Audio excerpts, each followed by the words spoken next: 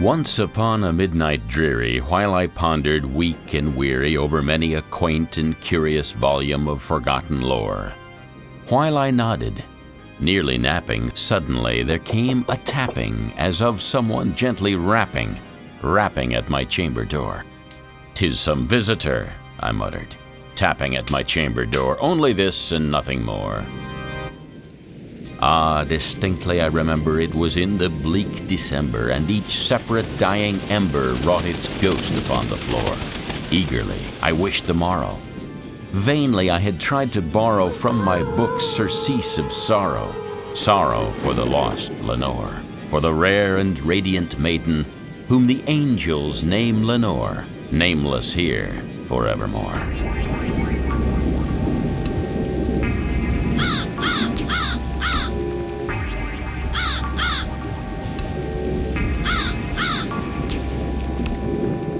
These are the first two verses of The Raven, a poem full of dark and disturbing images, rife with tension, fear, paranoia, terror, and a yearning for a lost love that has returned to this earth as a ghost.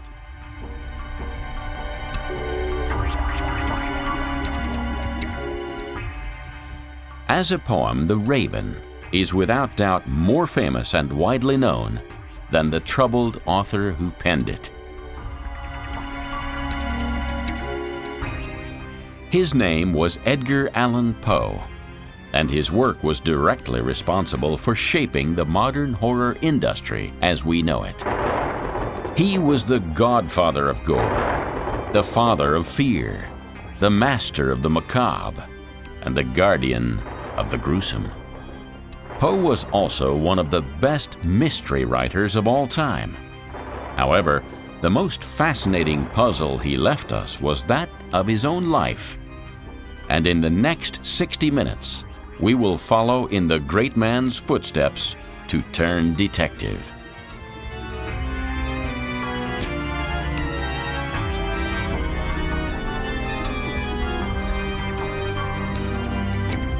Edgar Allan Poe was born early in the 19th century, yet still his legacy lives on. Throughout this celebration of his life and work, you'll also get the opportunity to hear extracts from his poetry and prose, some of which will be very familiar but just as terrifying all the same.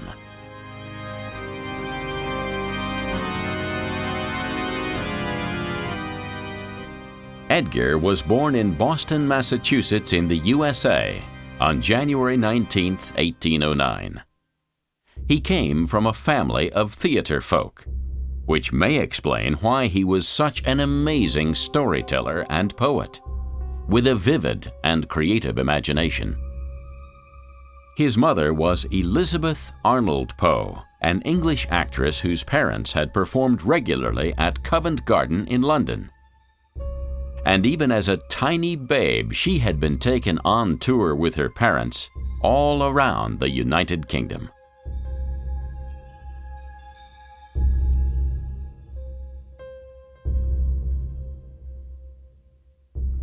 Sadly, Elizabeth's father died when she was 3 years old, while they were performing at a theater in Birmingham, and this was to be a big turning point in her young life. The city of Birmingham itself is at the heart of the Midlands, so named because of the region's central position in the middle of Britain.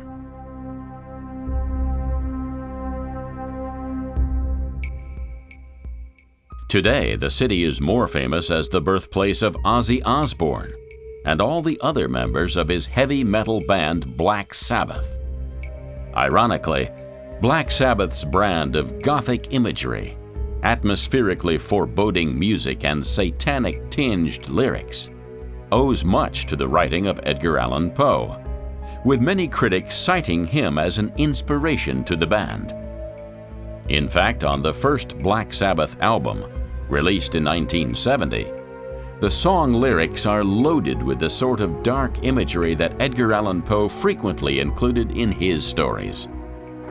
The start of the Black Sabbath album begins with a thunderstorm, the tolling of a church bell, and a scream, which could well have been inspired by these lines from Edgar's 1849 poem, Bells.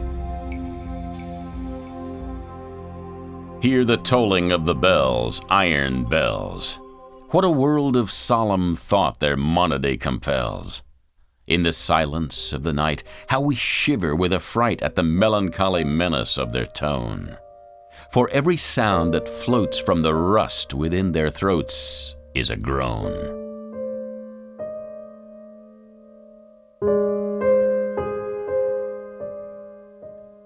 Edgar's mother, Elizabeth, grew up to become an actress herself, and in 1796 traveled all the way to America as part of a theater troupe called the Charlton Comedians. In later years, it would become a regular occurrence for performers from British music halls to sail across the Atlantic to tour the United States. The music halls of Britain were very similar to American vaudeville, consisting of comedy turns, acrobatic circus performers, and mismatched double acts. In fact, this is how the now world-famous silent clown Charlie Chaplin got his first big break, touring America with the Fred Carnot Theatre Troupe from Britain, more than 100 years after Elizabeth Arnold Poe. It was in America that Chaplin perfected his little tramp routine, embracing the new art of moving pictures for the cinema to become a comedy legend. On Charlie Chaplin's first tour of America, he was understudied by a Lancashire lad called Arthur Stanley Jefferson, who would later change his name to Stan Laurel, and find even greater success as one half of, arguably, the world's most famous comedy duo. The other, much larger half was Oliver Hardy. Together they were, of course, Laurel and Hardy.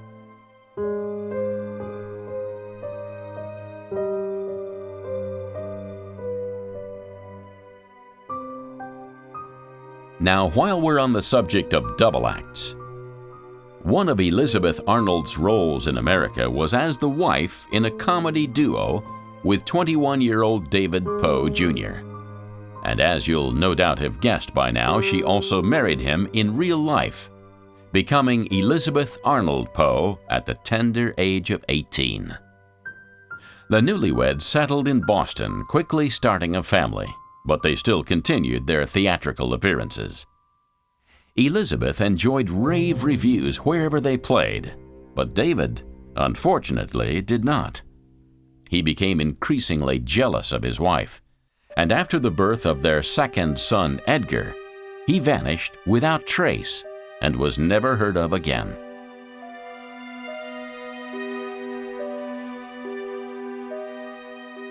Elizabeth was left to look after and support her sons and a newborn baby girl called Rosalie. By 1811, ill health had forced her to retire from acting, and soon after this she died, with her young family at her side. It's said that little Edgar cried continuously for 24 hours, and always maintained that his mother stood at the end of his bed every night. Suffering such a trauma at an early age was to shape Edgar's future, and his fascination with death and the afterlife certainly dominated his later work, as typified in these lines from his 1827 poem, Spirits of the Dead. Thy soul shall find itself alone, mid dark thoughts of the great tombstone, not one of all the crowd to pry into thine hour of secrecy.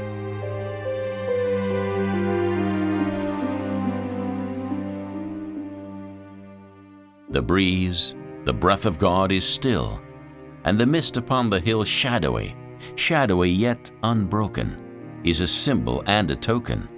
How it hangs upon the trees, a mystery of mysteries.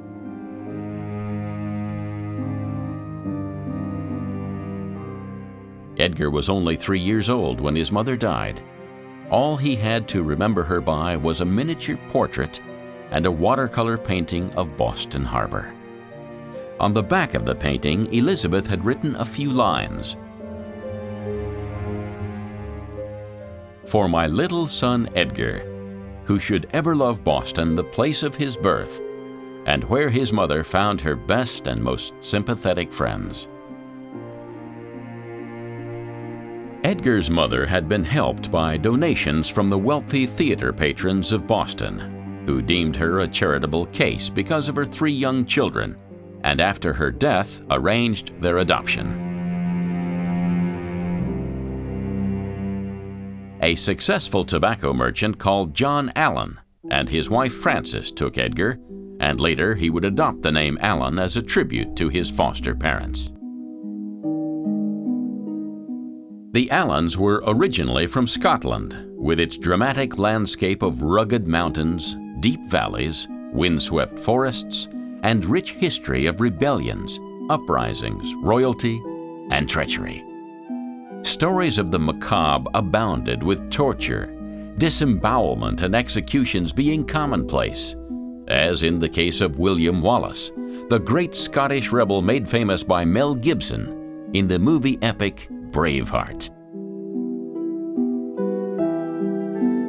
The Allan family's successful tobacco business was based in Richmond, Virginia in the USA.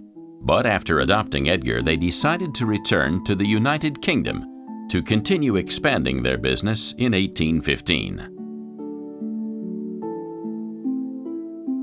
Their first port of call was their home country, Scotland, where John, Frances, and young Edgar spent a year visiting relatives, where the drama of the countryside made quite an impression on the young boy.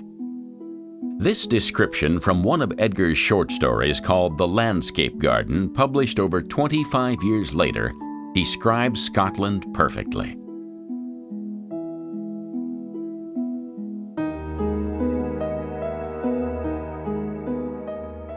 Here was indeed the fairest field for the display of invention or imagination in the endless combining of forms of novel beauty, the elements which should enter into combination being at all times, and by a vast superiority, the most glorious which the earth could afford. In the multiform of the tree and in the multicolor of the flower, he recognized the most direct and the most energetic efforts of nature at physical loveliness. And in the direction or concentration of this effort, or still more properly, in its adoption to the eyes which were to behold it upon earth, he perceived that he should be employing the best means, laboring to the greatest advantage, in the fulfillment of his destiny as a poet. Edgar spent a year being educated in a Scottish school, relishing learning the bloody and violent history of the Celtic people, until in 1816 the Allans moved to London to set up an English branch of their tobacco business.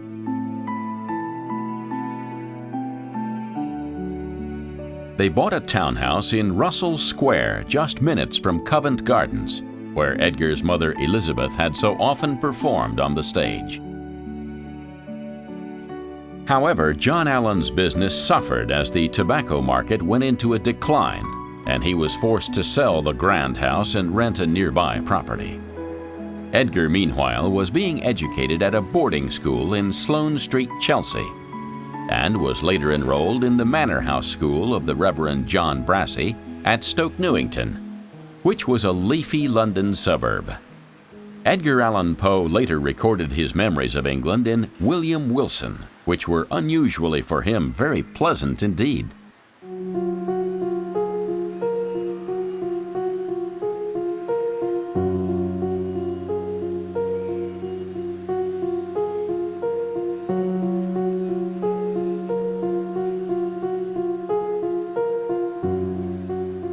My earliest recollections of a school life are connected with a large, rambling Elizabethan house in a misty-looking village of England, where were a vast number of gigantic and gnarled trees, and where all the houses were excessively ancient.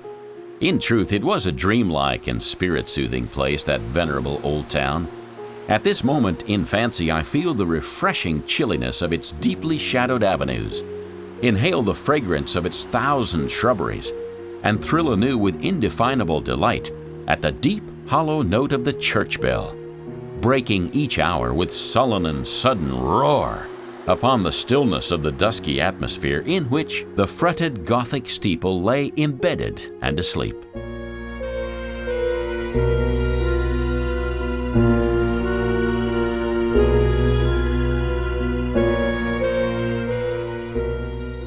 Edgar Allan Poe's writings are something of an enigma to the literary community, and when you consider what he experienced as a young child, it's no small wonder that his style is distinctive and yet mysterious. While he was being educated in London, Edgar was a great reader, and he would have no doubt come into contact with a sensational new novel to shape his young, impressionable mind. Frankenstein by Mary Shelley was published in 1818, 2 years after he'd moved from Scotland to London, and it was considered to be a classic Gothic novel, touching on the supernatural, death, madness, and terror. In fact, Frankenstein's monster has become a stalwart of the horror industry, alongside many of Edgar Allan Poe's creations.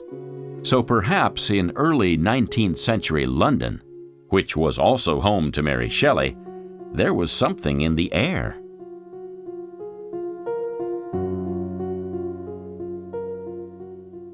The idea of desperately wanting to bring a loved one back to life, a feeling young Edgar obviously experienced after the death of his mother, permeates the story of Frankenstein, and for good reason. A year before the publication, Mary Shelley had lost a child that was stillborn, and for the impressionable Edgar, her ideas of restoring the dead to the living must have struck a resonant chord. Now, surprising as it may seem, if you want to know what life was like for Edgar Allan Poe in Stoke Newington all those years ago, a visit to this London suburb can still be quite revealing. Great Britain's capital city has undoubtedly encroached on many of the district's wide-open spaces, but the character of the place remains.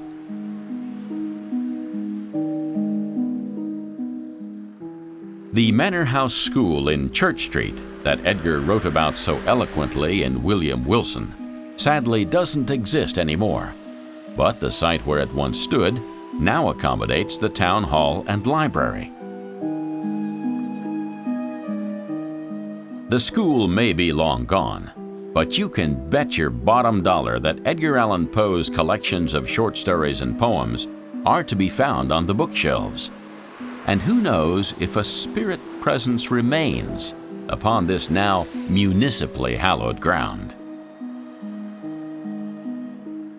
A walk around Stoke Newington is a delight, and when you reach the castle, built in 1865, long after Edgar Allan Poe's writings had been published, you can't help wondering if his poems might not have inspired the architect. The castle is actually the entrance to the huge West Reservoir, surrounded by greenery, which used to be a pumping station for the supply of fresh water to East London. There's an atmosphere of the Gothic about this building despite its once practical function, and this is typical of Victorian Britain and the architecture that shaped a generation. Stoke Newington has a delightful atmosphere, even at its busiest in the 21st century, and it was actually home to a number of literary greats down through the ages.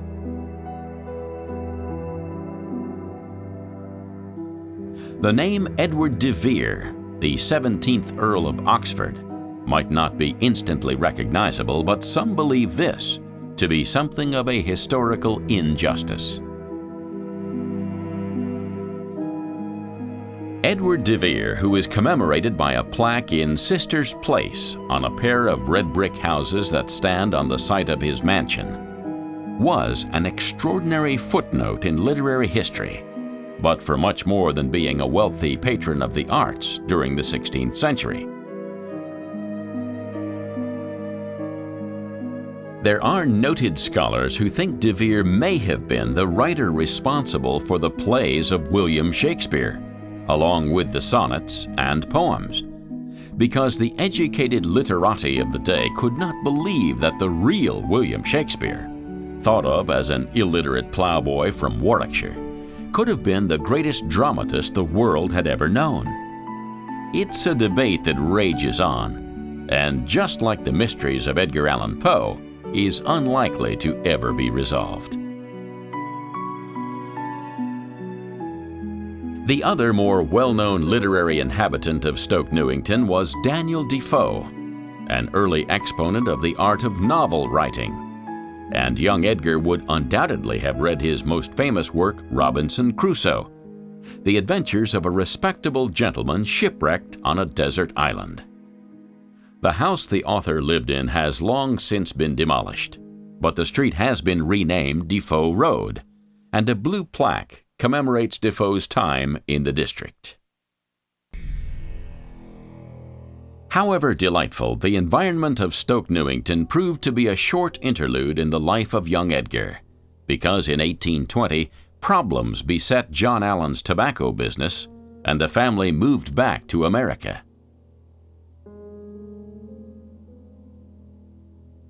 Edgar resumed his schooling in the United States, and his teachers regularly commented on how he excelled in amateur theatricals, languages, and oratory.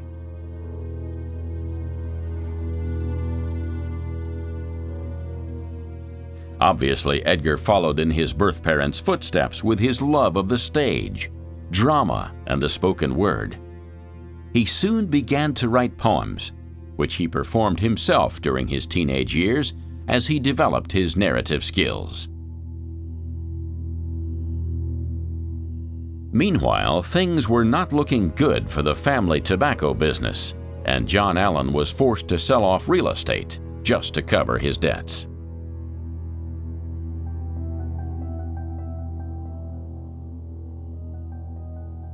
But the fates were evidently smiling, because in 1825, a wealthy uncle died and left his entire fortune to the Allan family, allowing them to shut down the tobacco business and enjoy a life of leisure.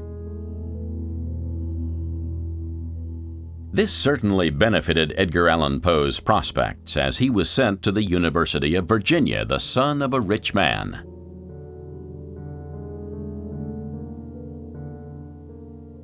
Naturally, his fellow students, all from elite and wealthy families, had no idea that he wasn't the real son of John Allan, and expected him to live as they did, treating money as a mere trifle. This caused Edgar terrible difficulties, as he attempted to keep up with his friends, while his foster father limited his funds. As a result, the young man began to build up colossal debts, something in the region of $2,500. Yet he continued to excel in his studies, living by a work hard, play hard motto, which included consuming copious amounts of alcohol. There is a school of thought instigated by a rival poet who published the first biography after his death that Edgar Allan Poe was a raging alcoholic. It has since been proven that this was far from being the whole truth. He did drink alcohol, and its effects upon him were indeed devastating, but he never depended upon it. Poe's constitution was such that the smallest amount of alcohol in his system would be enough to change his personality entirely.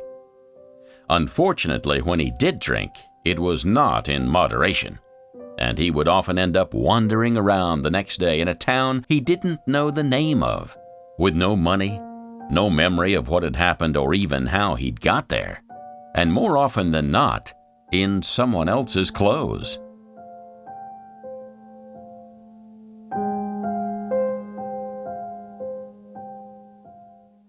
This was, of course, a recipe for disaster, especially as John Allan refused to pay off Edgar's not inconsiderable debts, and he was forced to leave university. The relationship between father and adopted son was tempestuous, to say the least, and for a short while Edgar left home to pursue his dream of becoming an actor and writer. Frances Allan smuggled money and food in packages to the young man, without John Allan's consent or knowledge, as she and Edgar were very fond of each other.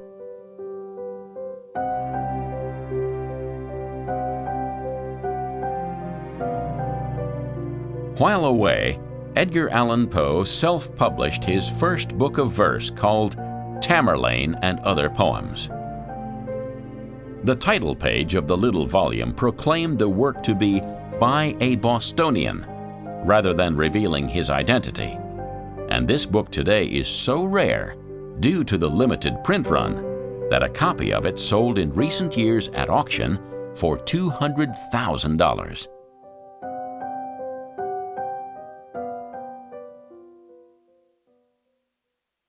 Edgar did return home eventually because Frances Allan had become very ill, and he even attempted a reconciliation with John Allan for her sake. Nevertheless, the problems between John Allan and Edgar were never far away, as the young man had developed a hatred for his foster father, whose extramarital affairs were, he believed, contributing to the decline of Frances Allan.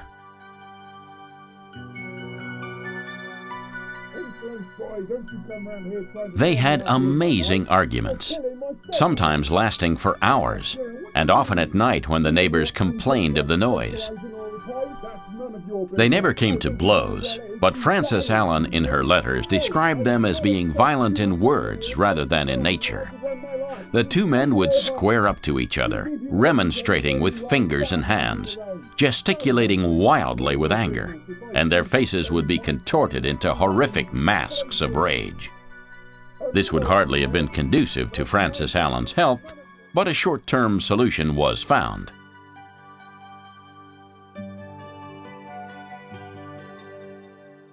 Edgar Allan Poe enlisted in the United States Army in 1827, where he stayed for 2 years. He achieved the rank of Sergeant Major and never touched a drop of alcohol during the entire time he was in his country's service. These long periods without alcohol would become regular interludes in Poe's life. However, during the spells in between, he more than made up for his abstinence.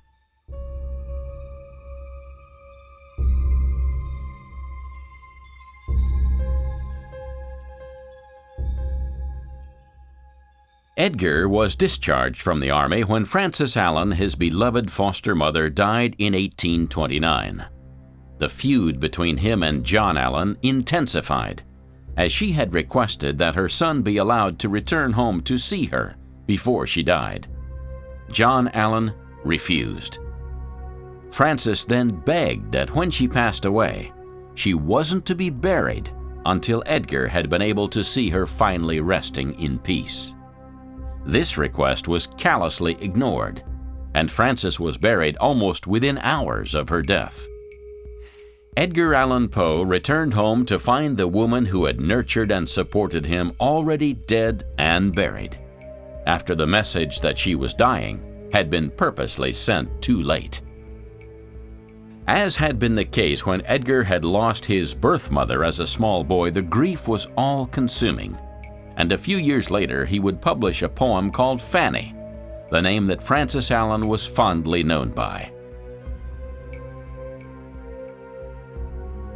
The dying swan by northern lakes sings its wild death song sweet and clear, and as the solemn music breaks o'er hill and glen, dissolves in air, thus musical thy soft voice came, thus trembled on thy tongue my name.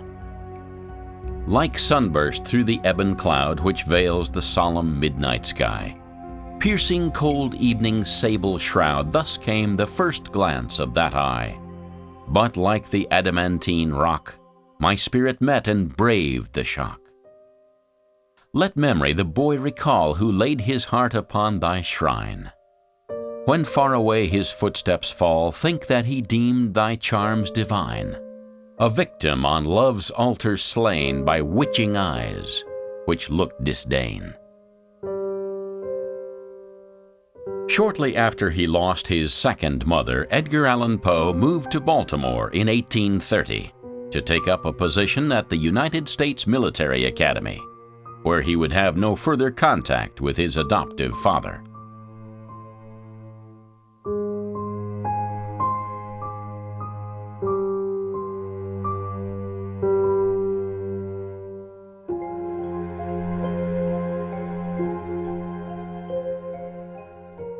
John Allan died in 1834 and left nothing to Edgar in his will, even though he had large amounts of money and real estate to bequeath to friends and relations.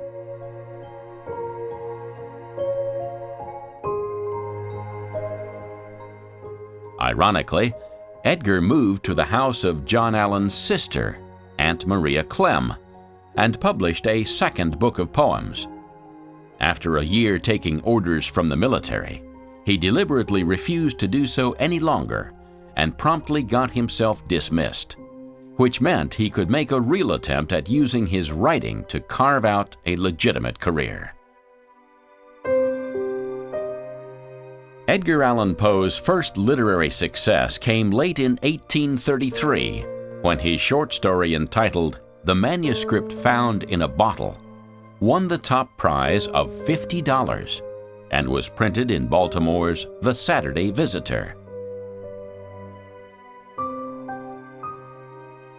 Subsequently, he submitted work that began to appear regularly in this journal, and his reputation flourished.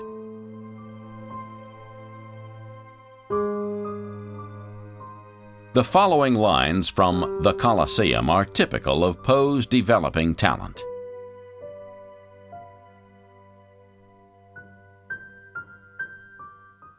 Lone amphitheater, gray Colosseum, type of the antique Rome, rich reliquary of lofty contemplation left to time by buried centuries of pomp and power. At length, after so many days of weary pilgrimage and burning thirst for the springs of lore that in thee lie, I kneel, an altered and an humble man amid thy shadows, and so drink within my very soul thy grandeur, gloom, and glory. Further success followed, and he was soon appointed assistant editor of the Southern Literary Messenger, increasing its subscriptions by a large margin because of his forthright opinions regarding literary criticism, journalistic articles, and book reviews, along with his well-received short stories and poems. Poe barely worked on the publication for 2 years, but in that short time the circulation increased from 700 to nearly 4,000, attracting national attention. It was also while working on the Southern Literary Messenger that his poems and stories began to become more rooted in the dark and the macabre.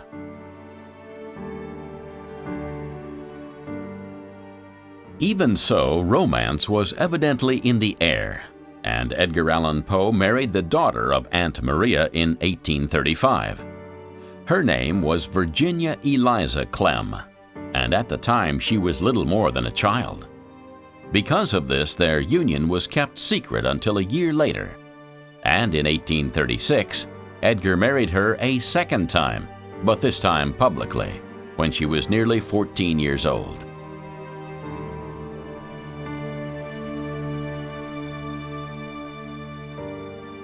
Despite her youth, Virginia was an intelligent and mature girl who was as devoted to her 27-year-old husband as he was to her. By all accounts, their marriage was happy, loving, and faithful.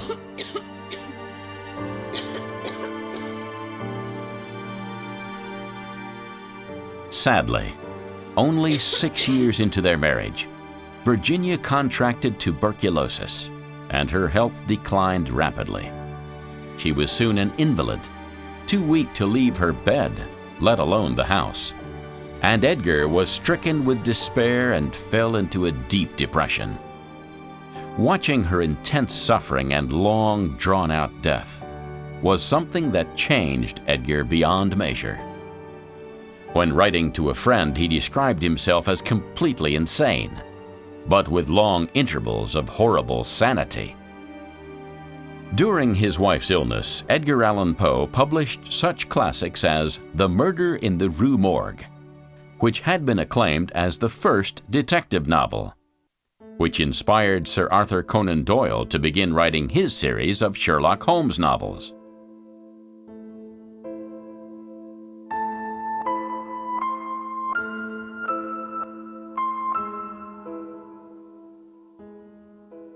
Poe also completed The Fall of the House of Usher, and he accepted an appointment to contribute and edit Burton's Gentleman's Magazine.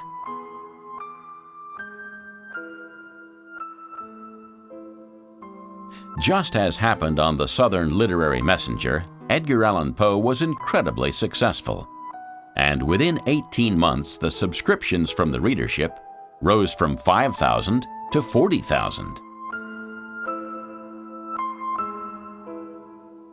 Inevitably, Virginia died in 1847 after 5 years of terrible suffering, and Edgar Allan Poe's behavior became increasingly erratic.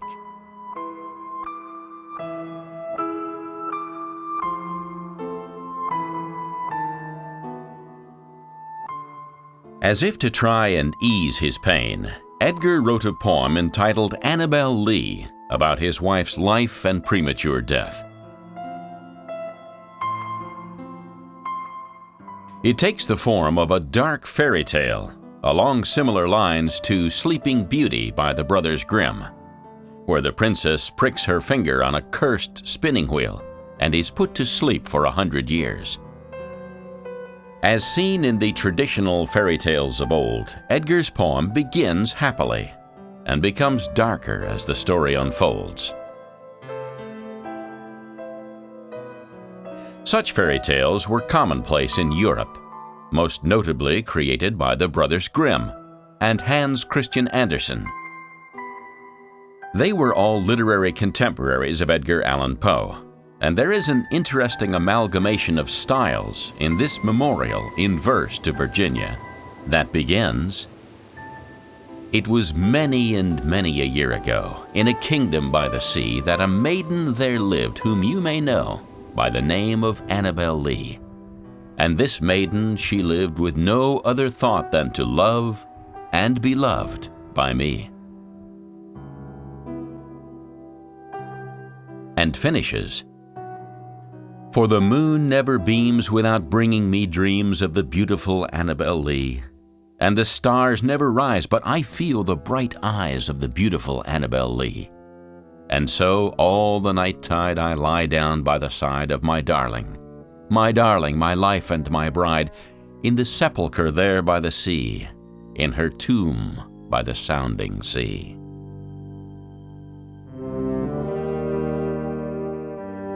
Ironically, the writing of Edgar Allan Poe is often compared to the darker side of the Brothers Grimm, and it's also more than possible to draw parallels between his literary style and that of Mary Shelley in her Gothic horror novel Frankenstein.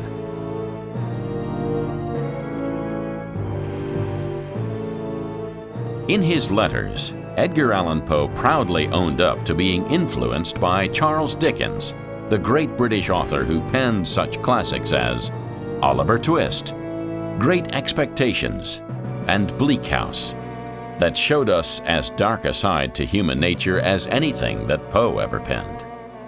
Equally, just like Edgar's poems and short stories, the novels of Charles Dickens have also stood the test of time, and have been adapted for the big screen as often as those of his American admirer. We now know that both men were touched by life in London in the early part of the 19th century, and there were other fascinating similarities. Just like Edgar Allan Poe, Charles Dickens was a great orator and an ardent follower of the theater, even acting himself on occasion. Dickens toured America extensively in his later years, giving readings from his novels. And who knows, if Edgar Allan Poe hadn't died so young, he may have joined Charles Dickens on some of these tours, traveling from place to delight audiences with really scary stories on a stormy winter's evening. However, Edgar Allan Poe did not feel any such enthusiasm for fellow American author Nathaniel Hawthorne, and he wrote unflattering reviews of his countrymen. Poe was convinced that Hawthorne was plagiarizing him, stealing ideas, themes, and imagery. Nathaniel Hawthorne is most famous for his short story The Scarlet Letter, which features the Salem witch trials. These trials were of innocent women in the village of Salem who had been accused of witchcraft by a hysterical community. The irony of this story, based on fact, was that those who admitted to being witches were set free, although branded for life. But those that protested their innocence were put to death, an equally terrifying concept as anything that the critical Poe ever wrote.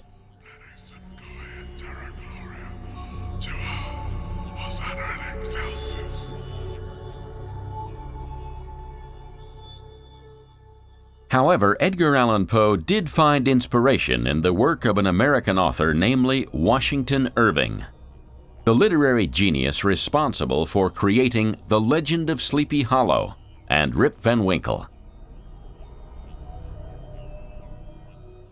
Although the style of Washington was very different to that of Poe, the subject matter was remarkably similar, as both men dealt with the macabre, the frightening, and the supernatural, to the absolute delight of their terrified readers.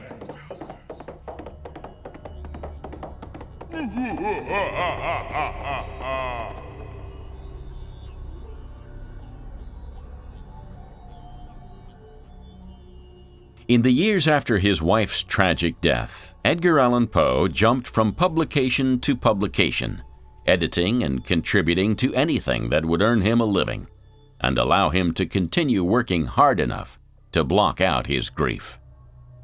Needless to say, he also turned to drink once again, that it's believed he began taking opium too, a drug made from the unripe seed pods of the opium poppy. It was the preferred drug of the 19th century, especially among the artistic elite, with opium dens springing up all over the United States.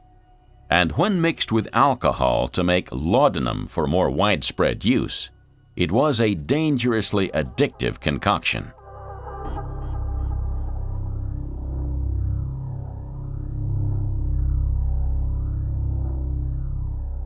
Poe's most famous work was completed in 1845, laden with paranoia, induced by perhaps both alcohol and opium.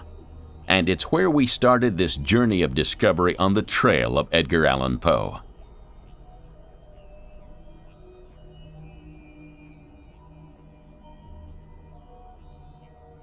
The Raven is believed by critics to be an autobiographical work, and Edgar himself admitted to feeling haunted by the ghosts of his dearly departed foster mother Frances Allan and his late wife Virginia.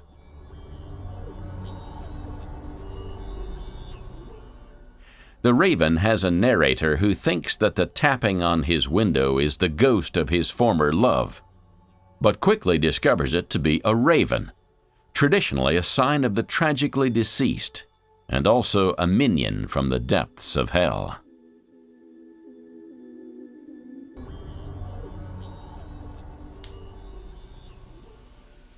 And the raven, never flitting, still is sitting on the pallid bust of Pallas, just above my chamber door. And his eyes have all the seeming of a demon that is dreaming, and the lamplight o'er him streaming throws his shadow on the floor. And my soul from out that shadow that lies floating on the floor shall be lifted nevermore.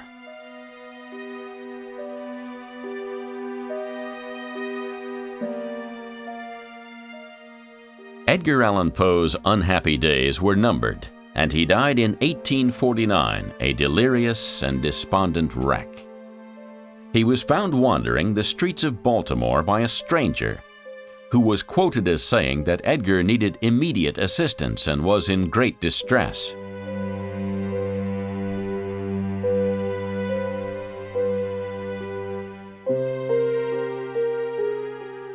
Edgar never became coherent enough to explain how he came to be in such a terrible predicament, wearing beggar's clothing and carrying no money whatsoever.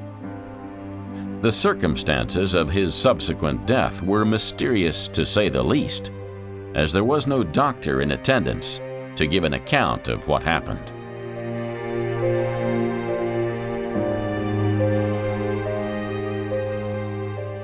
Nevertheless, with such a prominent figure, rumors started to fly, with the majority of folk believing that Poe's demise was due to alcoholic poisoning, although others did speculate that he may have contracted rabies from an infected cat's bite.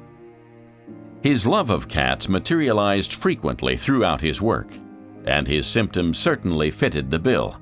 But like so many of Edgar Allan Poe's fictional mysteries, it's unlikely that anyone will ever know for sure what happened.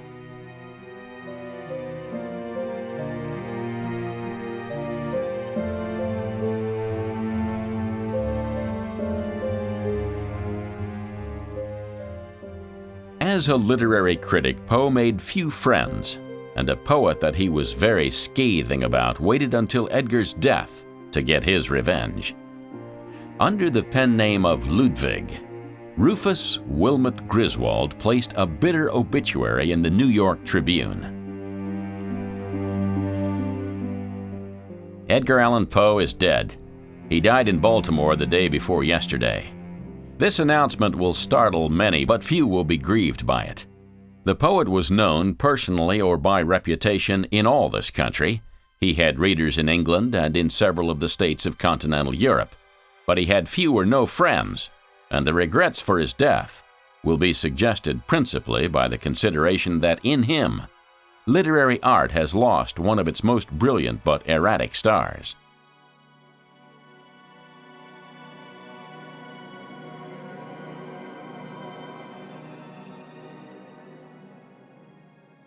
Griswold also went on to produce a 35-page memoir of Edgar Allan Poe that was filled with malice, lies, and forgeries.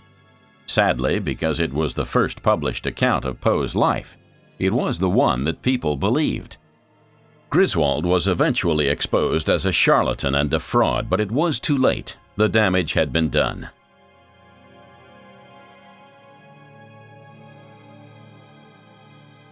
Even today, the popular image of Edgar Allan Poe is that of an alcoholic lunatic obsessed with the devil.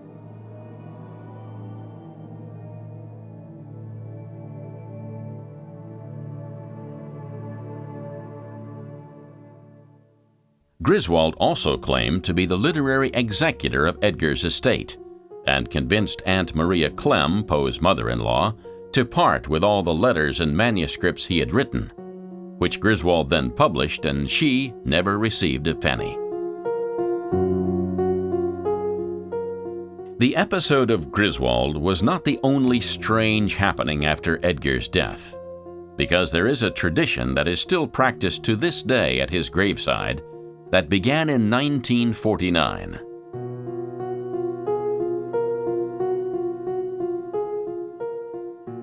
Known as the Poe Toaster, a man, dressed in a black hat, black cloak, a scarf that obscured his face, and carrying a silver-tipped cane, appeared in the early hours of Poe's birthday, January 19th, at Westminster Hall and Burying Ground in Baltimore, at Edgar Allan Poe's grave.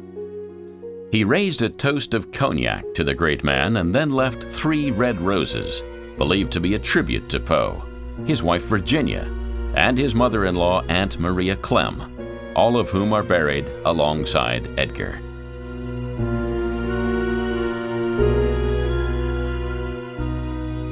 The identity of the Poe Toaster has never been revealed, and even though people gather to see this annual tribute, nobody has ever tried to stop, unmask, or catch him, proving just how powerful this tradition has become.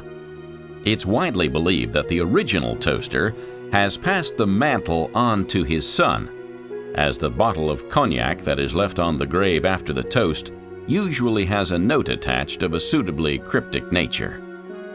In 1993, the note read, "The torch will be passed," which led many to think that the original Poe toaster was passing the tradition on to the next generation of Poe admirers.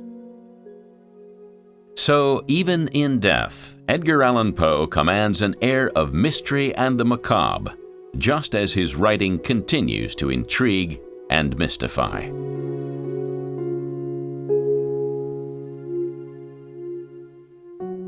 His legacy to modern horror can never be underestimated, with many of the influential writers to follow in Poe's footsteps citing their main influence as his poems and short stories.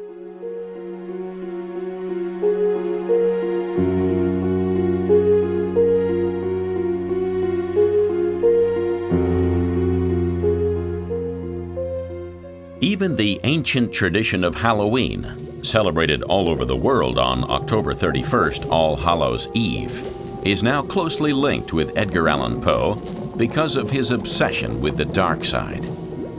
Halloween night could never be considered complete without a film version of one of Poe's horror stories being screened. And of course, when it came to black cats, Edgar Allan Poe was without doubt the master.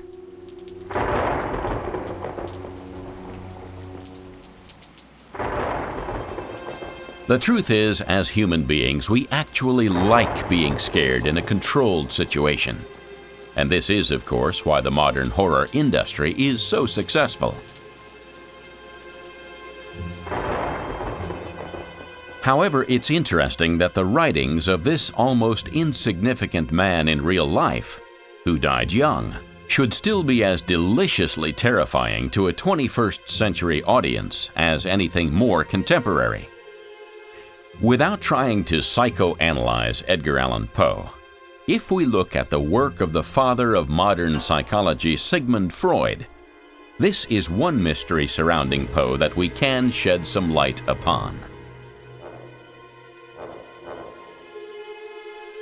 Freud believed in the power of dreams to help unravel a troubled mind, and because they were the province of the subconscious, it was possible to discover why mental health problems were developing. Often the difficulties were rooted in early childhood experiences, and as we now know all about Edgar Allan Poe's difficult early years, we can be pretty certain that Mr. Freud would have had a busy time had Poe come to him for help.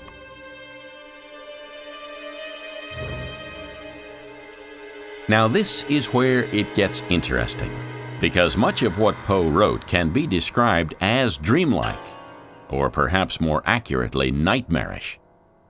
There is evidently a great honesty in his work, because when we read The Pit and the Pendulum and The Raven, we can identify his nightmare visions with those we have all experienced ourselves.